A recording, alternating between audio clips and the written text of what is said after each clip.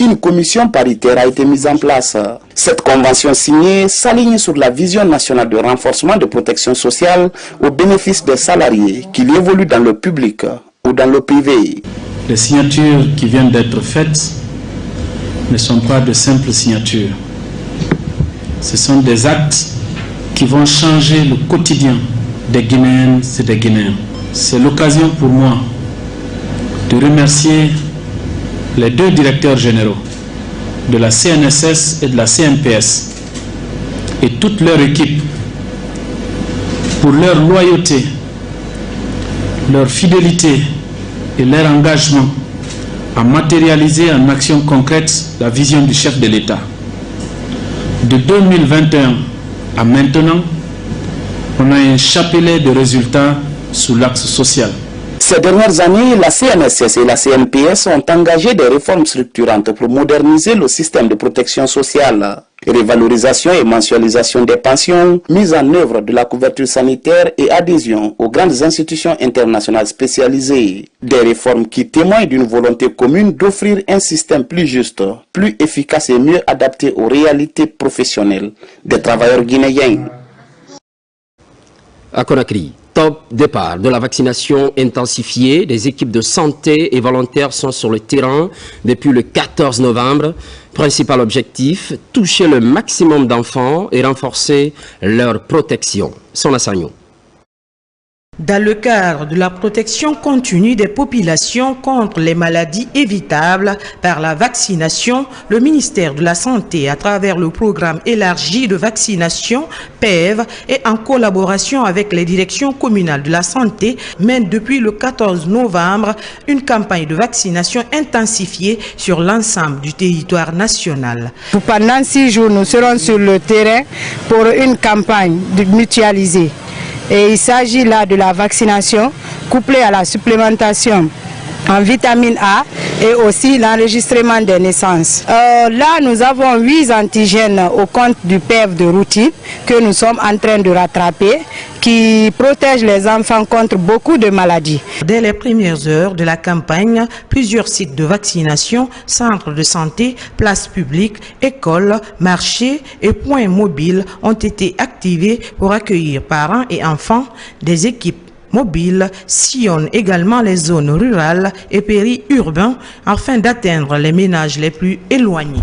J'ai vacciné mon enfant parce que les agents de la santé m'ont parlé de l'importance d'accepter de vacciner l'enfant pour que mon enfant bénéficie des antigènes pour avoir la meilleure santé. Ça permet à l'enfant de bien faire sa croissance, d'éviter les maladies qui peuvent empêcher la bonne évolution de la croissance de l'enfant. Cette campagne nationale vise à atteindre une couverture maximale pour mieux protéger la population et prévenir les maladies évitables par la vaccination. Avec le ministère des Transports, lancement officiel de la maison du chargeur. Je vous l'annonçais au sommaire, la structure a pour mission l'accompagnement des acteurs du transport et du commerce, une innovation de la Direction générale du Conseil guinéen des chargeurs. Abraham Christophe Conté. C'est devant les membres du gouvernement, les opérateurs économiques, les acteurs du transport et cadres du Conseil guinéen des chargeurs que le projet sur la maison des chargeurs de Guinée est lancé. Un projet structurant porté par la Direction générale du Conseil guinéen des chargeurs. Cette structure moderne est pensée comme un guichet unique où les chargeurs pourront désormais trouver assistance, conseil et services administratifs. Avec cette plateforme, la Direction du Conseil entend faciliter le parcours de milliers d'opérateurs confrontés jusque-là à des procédures complexes et coûteuses. Je voudrais réitérer ma profonde gratitude à son Excellence, Monsieur le Président de la République, chef de l'État, chef suprême des armées.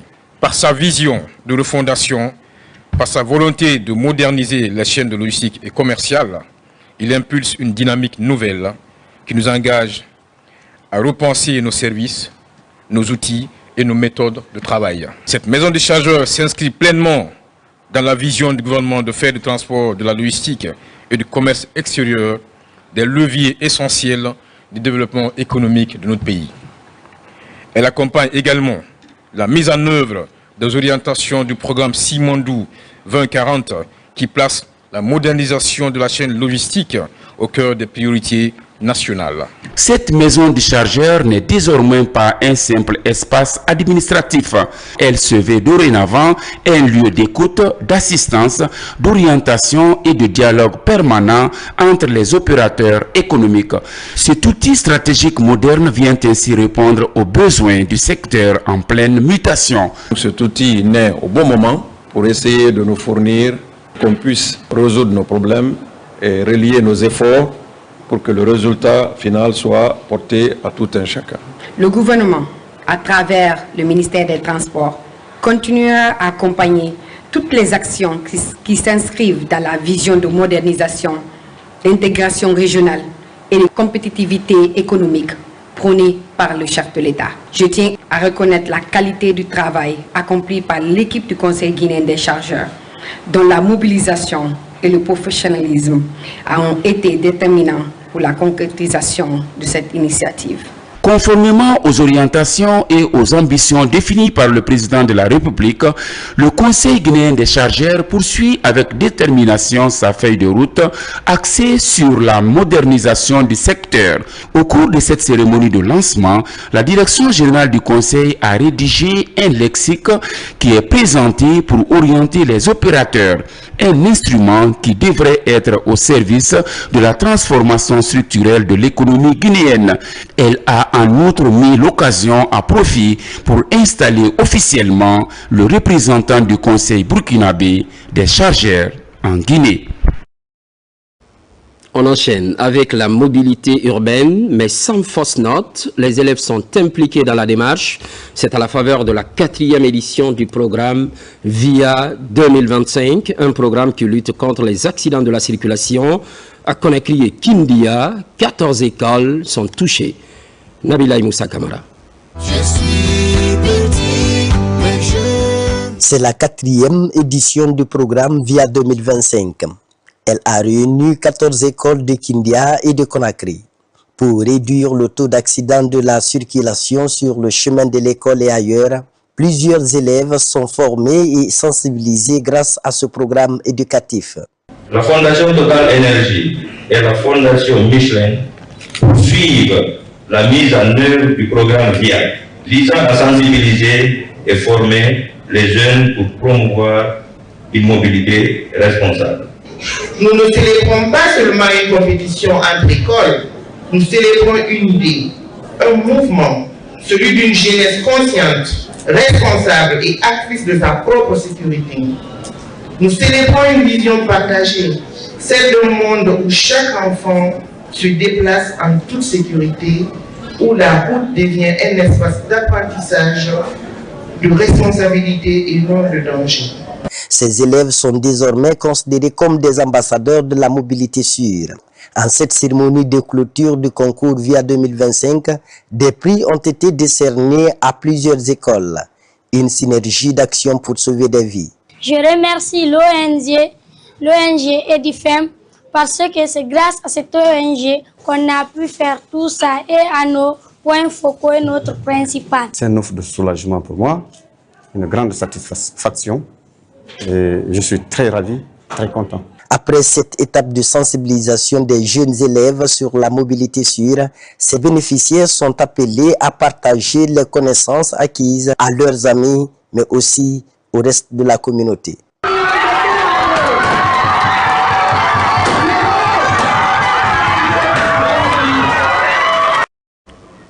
Apprentissage de la langue turque, la session profite à une trentaine de militaires, une deuxième promotion pour donner force à la coopération militaire entre la Guinée et la Turquie. Adjudant-chef Oumar Kamara de la presse militaire.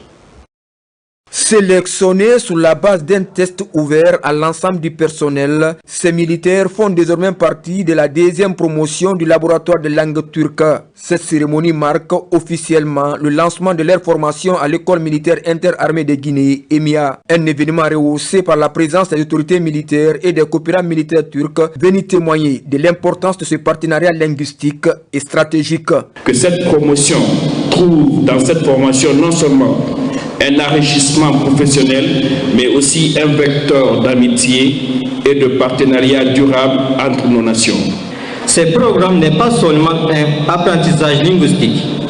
Il représente un pont solide d'amitié et de coopération entre la Turquie et la Guinée. À travers la langue turque, nous partageons également notre culture, nos valeurs et notre histoire commune. Dispensée par la Fondation Marif, cette formation devrait permettre aux militaires guinéens d'acquérir des compétences linguistiques devant les servir dans leur future mission. Aujourd'hui, nous sommes ici pour le premier jour du cours qui pourrait être un tournant dans nos vies. Bien que le processus d'apprentissage d'une langue étrangère soit difficile, les récompenses qu'il offre sont inestimables.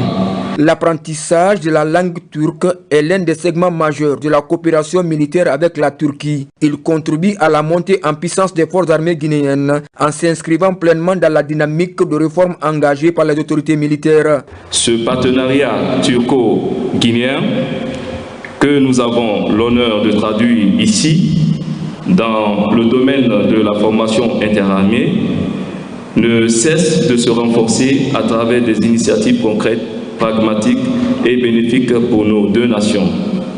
Depuis le 5 septembre 2021, la coopération militaire entre la Guinée et la Turquie s'est diversifiée. Cette dynamique se traduit notamment par l'envoi des stagiaires guinéens en Turquie dans le cadre des programmes de formation spécialisés. Aujourd'hui, une vingtaine d'étudiants issus de ces centres poursuivent leur cursus en Turquie. Sensibilisation sur le projet Simandou, la campagne se poursuit à Farana. Le collectif Diaspora est au contact de la jeunesse et c'est pour faciliter la compréhension de ce méga projet. Bakary Bambakonde. La préfecture de Farana, carrefour historique et culturel, est la 5e étape de la tournée de sensibilisation du collectif Diaspora Langoundé sur le projet et le programme Simandou. La rencontre qui s'est tenue dans une ambiance d'écoute et de dialogue a réuni un large public désireux de comprendre les enjeux de ce méga projet pour l'avenir de leur région et de la Guinée. Le projet Simandou pose des problématiques environnementales très importantes. Cependant, l'État a pris des mesures drastiques pour protéger notre environnement. L'Agence guinéenne d'évaluation environnementale fait une évaluation. C'est un processus qui permet justement de mesurer l'impact que le chantier peut avoir sur l'environnement. Le collectif a rappelé sa mission, informer les populations sur les opportunités et les défis liés aux grands projets de développement comme Simandou, afin de favoriser une large participation citoyenne. Par rapport à leur explication que vraiment le projet Simandou, c'est avantageux pour nous les femmes au niveau de l'éducation, de la santé, de l'économie. Donc tout ça, ça va dans l'avantage de nous-mêmes. La jeunesse aujourd'hui qui est notre cellule ouvrière, ça veut dire quoi? Le fait que ce projet, la diaspora, soit venu aujourd'hui nous instruire sur les réalités de Simandou, vraiment ça nous a beaucoup rafraîchi le cœur. En fournissant des informations claires et en ouvrant un espace de dialogue, le collectif de la diaspora a permis aux habitants de Farana de mieux appréhender les enjeux de ce projet d'envergure et de se positionner comme des acteurs éclairés du développement de la Guinée. Période électorale, réflexion sur les mécanismes d'alerte précoce des conflits. Les points focaux de la Moyenne Guinée s'adaptent aux nouvelles exigences et une manière de prévenir toute situation litigieuse lors de la prochaine présidentielle. Sarafoudine Diallo, Nabilaï Moussa Kamara. La menace sécuritaire continue de freiner la mise en œuvre des projets de développement et menace la stabilité nationale. Pour anticiper les tensions, les points focaux de la Moyenne Guinée se retrouvent pour échanger sur les mécanismes d'alerte précoce face aux conflits électoraux à venir. Objectif: renforcer la remontée rapide d'informations vers le centre national afin de faciliter une prise de décision efficace. C'est une instruction de Monsieur le Premier ministre chef du gouvernement de faire des relais de communication au niveau de nos points focaux dans les 8 régions administratives, de savoir qu'est-ce qu'il faut pour pouvoir prévenir pour les prochaines échéances électorales qui vont arriver bientôt, dans le cadre du retour de l'ordre constitutionnel de notre pays. Après le scrutin référendaire, il était nécessaire quand même qu'on se retrouve avec les alerteurs pour faire le point de la situation par préfecture par rapport aux risques potentiels qui est susceptible d'empêcher le bon déroulement du scrutin prochain. Durant la rencontre, les participants sont formés à l'identification des signes de conflits préélectoraux et à la transmission rapide des données sur le terrain. Nous allons faire la restitution auprès des OEC, des organisations, auprès de la société civile. Ensuite, nous allons recueillir des informations auprès des communautés et alerter le gouvernement et ensuite proposer des solutions et aussi assurer le suivi et évaluation des activités sur le terrain. Le centre de coordination du mécanisme d'alerte précoce se positionne aujourd'hui comme un outil stratégique de prévention des risques sécuritaires, un dispositif essentiel pour préserver la paix et la stabilité, en Guinée comme dans l'ensemble de la CEDEAO, avant, pendant et après les élections. Et puis, cette nouvelle approche, il s'agit de l'agriculture hors sol. Pour le moment, il faut préparer les esprits. Ça se passe à Mandiana. Les femmes rurales sont ciblées. Objectif, lutter contre la famine et la pauvreté. Noumousso Diakité, précision. À Mandiana, une approche agricole attire l'attention des acteurs du monde rural. Il s'agit de l'agriculture hors sol, une méthode innovante qui promet d'améliorer la productivité tout en préservant les sols. Au centre d'autonomisation des femmes de Wasolon, plusieurs groupements féminins prennent part à cette formation pratique. Ils sont encadrés par une technicienne en hydroponie venue du Burkina Faso. En allant vers cette méthode-là, ça nous permet de produire sans tenir compte de l'état du sol, sans tenir compte du climat et avoir 4 fois plus de résultats que quand on passait au sol, même si le sol était vraiment parfait. On a fait en sorte que 52 personnes venant de la préfecture de Mandiana soient formées à une nouvelle agriculture qui s'appelle hors sol. Rendre la production agricole plus résiliente face aux effets néfastes de la dégradation des sols et au changement climatique, une opportunité pour les participants de diversifier leurs sources de revenus tout en améliorant la sécurité alimentaire locale. À travers cette nouvelle méthode, nous espérons désormais atteindre notre objectif en apprenant aux autres femmes de nos communautés à la pratiquer. Il ne s'agit pas d'avoir des connaissances seulement, mais il faut pratiquer. Parce que quand vous ne pratiquez pas, vous allez oublier. Donc, arrivez dans vos différentes localités, vous allez organiser des sessions de restitution et surtout de pratique. Cette expérience pilote suscite de l'espoir au sein des groupements féminins qui comptent faire désormais de l'agriculture hors sol un levier majeur de transformation agricole dans toute la préfecture. Dans la région voisine, Farana, pour parler de conseil et machinisme agricole, les jeunes sont au cœur d'une formation qualifiante. C'est l'une des retombées de la collaboration entre la FAO et le département de la jeunesse. Ibrahima Oulenfofana. Dans cette salle polyvalente de l'Institut supérieur agronomique et vétérinaire de Farana, le conclave des acteurs locaux pour parler de l'appui à la formation qualifiante et à l'insertion professionnelle des jeunes du secteur du conseil et du machinisme agricole. Ici, la FAO et du ministère de la Jeunesse ont une ambition commune, celle de faire de l'agriculture un véritable levier d'emploi, d'innovation et de transformation sociale. Il s'agit du lancement d'un projet, un projet en collaboration avec le ministère de la Jeunesse qui a pour objectif de former des jeunes hommes et femmes dans le conseil agricole et le machinisme agricole et de leur donner la possibilité d'avoir des opportunités concrètes en matière d'emploi et d'insertion socio-économique. Il y a un besoin énorme en matière d'entretien, en matière de réparation, en matière même de conduite de ces engins-là dans le domaine agricole. En investissant dans le conseil agricole et le machinisme, la FAO et le ministère de la Jeunesse ouvrent ensemble des perspectives pour moderniser durablement le secteur rural. Le machinisme agricole constitue aujourd'hui un pilier incontournable pour accroître les capacités de production, réduire la pénibilité du travail et améliorer les conditions de vie des exploitants. Je voudrais adresser mes sincères remerciements à l'Organisation des Nations Unies pour l'alimentation de la FAO pour cette initiative porteuse d'autonomisation, aussi lui exprimer ma profonde gratitude et solliciter humblement son appui financier et technique dans la phase d'extension du projet à d'autres nouvelles localités du pays. Durant cette rencontre, les étudiants sont édifiés sur l'avantage de ce projet. Ils ont eu droit à la parole pour apprécier cet important projet qui cadre avec la vision du chef de l'État. Ce machinisme en question va minimiser la pénibilité dans la production.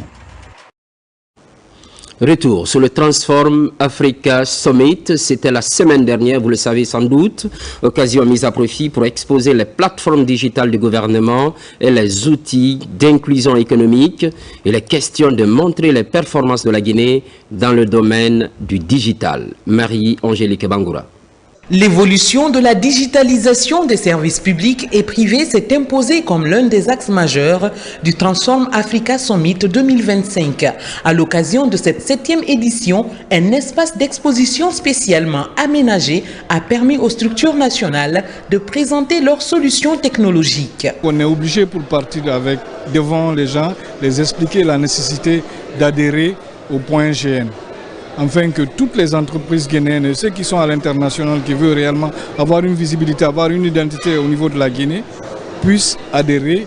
Parmi elles, Internet Exchange Point ou point d'échange Internet est peu connu du grand public guinéen.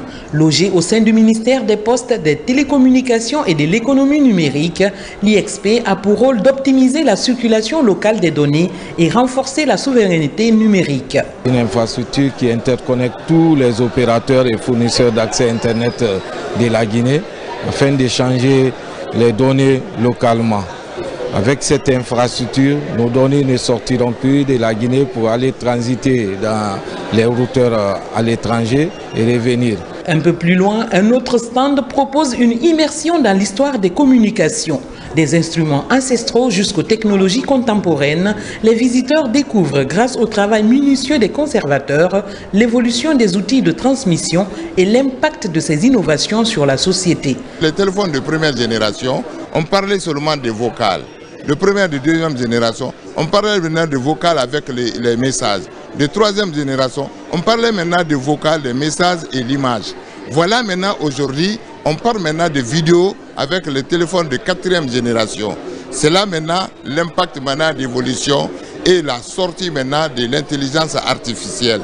Au-delà des démonstrations, le Transform Africa Summit 2025 s'est révélé être une plateforme idéale pour les services digitaux nationaux. L'événement leur a permis d'identifier de potentiels partenaires et d'esquisser de nouvelles pistes de collaboration. Implication à tous les niveaux de la société, c'est le défi que se fixent des organisations de la société civile. Elles évoluent en consortium du côté de la capitale forestière et encouragent en même temps la formation des différents acteurs, un programme soutenu par l'Union européenne. Mohamed Salioupaï. Appel à l'action participative du leadership féminin dans la prévention des conflits et de la promotion de la paix pour les élections pacifiques en Guinée forestière est l'un des axes contenus dans le portefeuille du consortium des ONG CRS, Rasgui et Enfants du Globe dans la région forestière. Il s'agit de renforcer les capacités institutionnelles des organisations de la société civile guinéenne en matière de plaidoyer, de sensibilisation et de défense des intérêts des communautés. Ces projets visent à renforcer le leadership féminin, la culture de la paix, de la citoyenneté responsable, de la cohésion sociale et de la gestion participative pour une gouvernance locale inclusive dans notre région. Pour répondre efficacement aux besoins réels du terrain, une dynamique collaborative est plus que nécessaire. C'est un appel à la synergie d'action entre les acteurs. Nous voulons répondre à l'une de vos aspirations les plus légitimes, celle de pouvoir concevoir, soumettre, mettre en œuvre vos propres initiatives de développement au service des communautés locales que vous servez. Ces efforts constants pour promouvoir des initiatives en faveur de la jeunesse, de la femme et de la solidarité nationale méritent toute notre reconnaissance et notre soutien. Financé par l'Union européenne, le projet SOCIDIP vise à promouvoir une société civile inclusive, représentative et engagée dans le processus de la transformation sociale. Zéro grossesse et zéro violence dans les écoles, loin d'un slogan. Un concours national est organisé par l'INRAP. Finalité, prévenir les mariages précoces et les violences basées sur le genre en milieu scolaire. Abdoulaziz Baldé. Zéro grossesse et zéro violence en milieu scolaire, une thématique primordiale pour le ministère de l'enseignement préuniversitaire et ses partenaires. À travers le lancement de ce concours, les porteurs du projet entendent faire les centres d'apprentissage de lieux sûrs et propices à l'épanouissement de chaque adolescent, en particulier les jeunes filles. Dans le nouveau programme qui doivent sortir très bientôt, à partir des classes de CM, des thématiques sur des questions d'éducation comme à la sexualité seront largement traités. Tout ce combat-là, c'est pourquoi? Pour prévenir des mariages d'enfants, pour prévenir des IST, VIH, SIDA, pour prévenir des violences basées sur le genre, pour promouvoir la planification familiale. Ce programme est plus qu'un concours, mais un appel à l'action, afin de prévenir les grossesses et les violences en milieu scolaire. Assurer une éducation complète aux adolescents est un impératif pour le MEPUA, soutenu par l'UNFPE. Selon une étude récente réalisée en 2023, il ressort que sur 678 élèves filles interrogées dans les ménages, 139 filles, soit 21%, ont eu des grossesses au cours des 3 dernières années. Au vu de ce constat alarmant, il devient impératif d'assurer une éducation et information complète aux adolescentes et jeunes, surtout ceux en milieu scolaire. Souvent, le calendrier scolaire se confronte souvent au cas de grossesse des candidats pendant les examens. Donc c'est pourquoi j'invite les IRE qui sont là à ce que les outils qui sont présentés puissent être développés dans le bon sens dans les milieux scolaires. Pendant 2 mois, près de 1000 écoles seront en compétition pour assurer l'accomplissement du potentiel des adolescentes et des jeunes. Entrepreneuriat jeune, une nouvelle dynamique voit le jour. Formation de 1500 jeunes de la région de Kindia. C'est gratuit. Elle porte sur la création d'entreprises, la gestion financière et l'autonomie. Ça, Martin Fansinaduno. La ville de Kindia a accueilli la première étape d'un ambitieux programme de formation initié par le PDG Dam Group et Dam Conseil, Ali Badra Kondé, ancien journaliste, devenu formateur et entrepreneur. Cette initiative, dont l'objectif est de former gratuitement 5000 jeunes à travers tout le pays, a connu un lancement remarquable avec 1500 jeunes formés à Kindia, soit 3 fois plus que les 500 initialement prévus. La cérémonie de clôture a été marquée par la remise officielle des attestations aux 1500 participants. Cela prouve à suffisance que la jeunesse guinéenne aujourd'hui est résolument engagée à se construire, à se façonner, et tout en connivence avec l'idée ou la politique prônée par le président de la République, Mamadi Doumbouya, pour notre souveraineté économique. Les participants ont bénéficié de sessions intensives portant sur les compétences professionnelles, le développement personnel, l'esprit entrepreneurial et les techniques d'employabilité, avec pour ambition de renforcer leur autonomie et leur accès au marché du travail. Parmi eux, certains ont bénéficié de l'accompagnement direct d'Am Group, à l'image de cette dame revenue de l'aventure de la Tunisie. Elle est prise en charge par Am Group pour une formation complète de 2 mois en engin point lourd à Kankan. Une autre a été accompagnée pour la survie de son entreprise. J'ai trouvé la formation d'Elhadj Ali Badra Kondé bénéfique.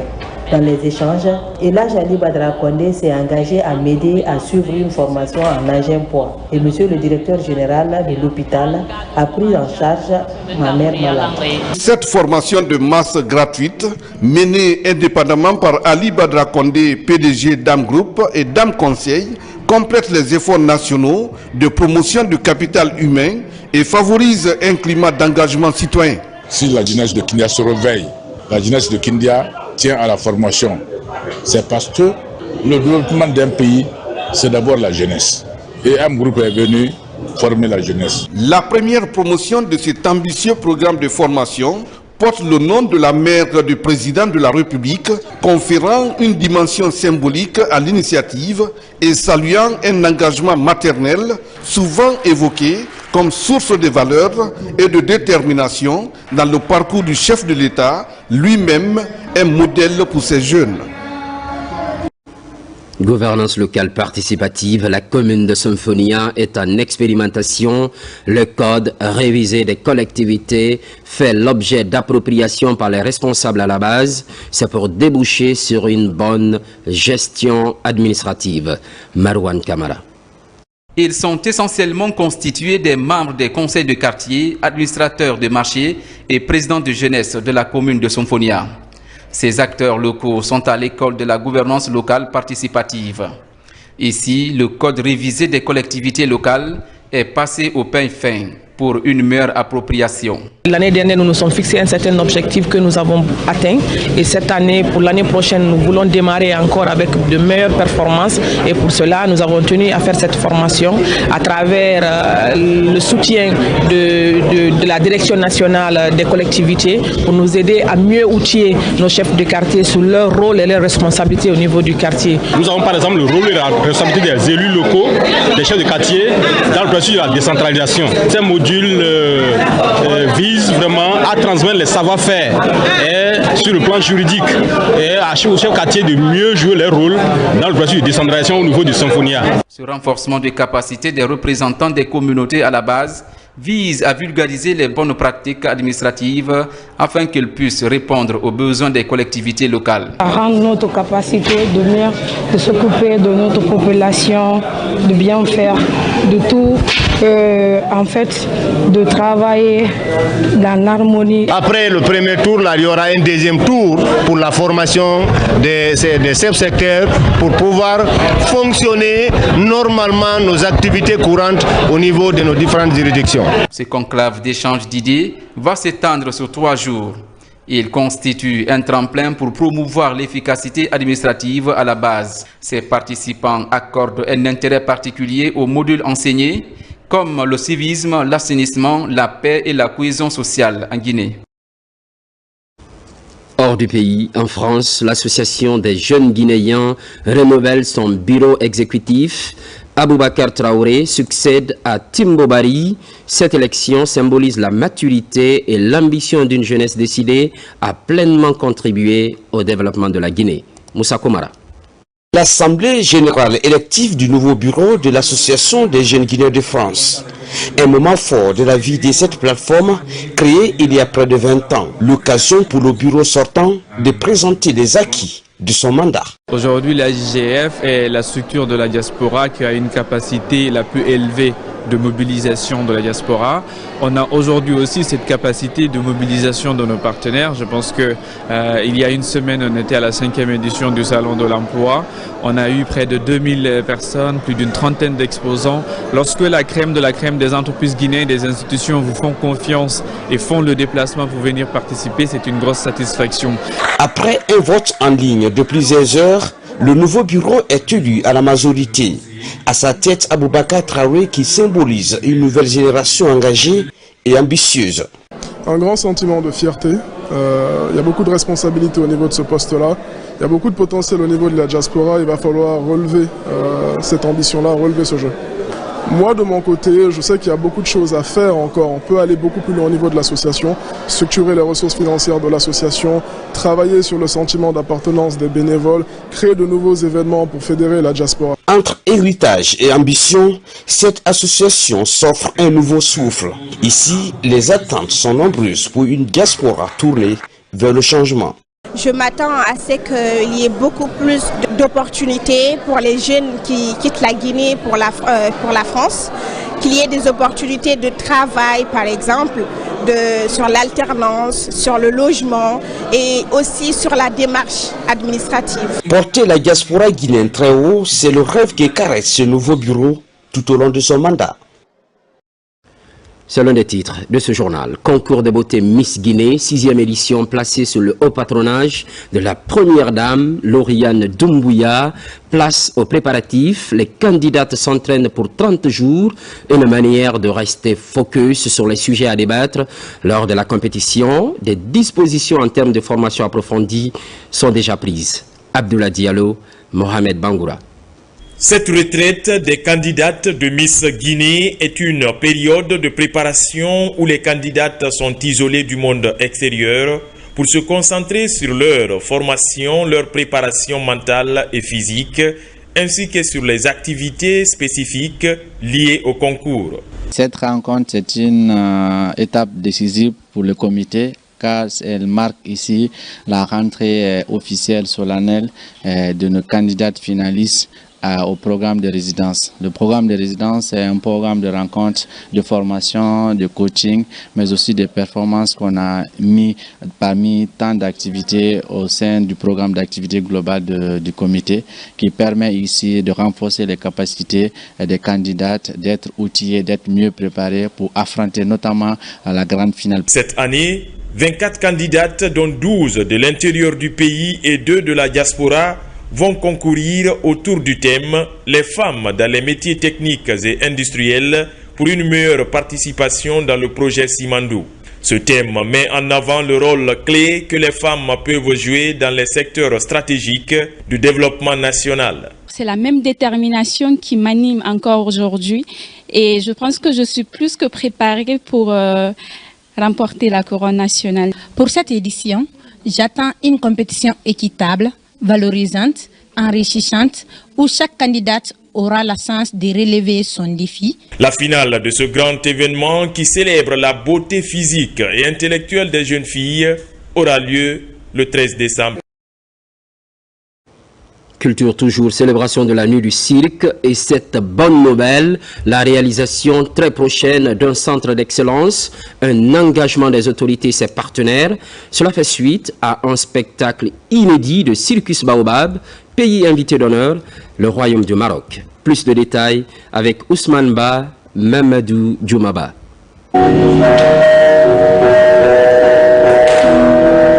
C'est un spectacle époustouflant qui met en exergue le génie créatif de ces acrobates du Circus Baobab. C'est à l'occasion de la 2e édition de la Nuit du Cirque qui consacre le Maroc comme pays invité d'honneur. Projection et prestations en live montrant les prouesses du groupe Circus Baobab dont l'un des précurseurs, Bakala Kamara, est célébré. Aujourd'hui, mon cœur est en train de pleurer parce que j'attendais celui-là depuis 20 ans. Même si je ne suis plus là, mon rêve est réalisé. Et c'était ça. L'ambassade du Maroc est honorée d'avoir été associée à nouveau à ce bel événement. Et cette fois-ci, en tant que pays invité d'honneur, est ravie que la direction artistique de la Nuit du Cirque ait choisi d'associer la troupe marocaine Kolo Kolo, dont la créativité et l'audace illustrent l'effervescence artistique qui anime aujourd'hui le Royaume du Maroc. Grâce à un partenariat multisectoriel et un appui du Royaume du Maroc et la France à travers l'AFD, un centre d'excellence des arts du cirque de Guinée va être construit. Ce centre d'excellence adoptera un cursus multigrade, offrant plusieurs niveaux de formation.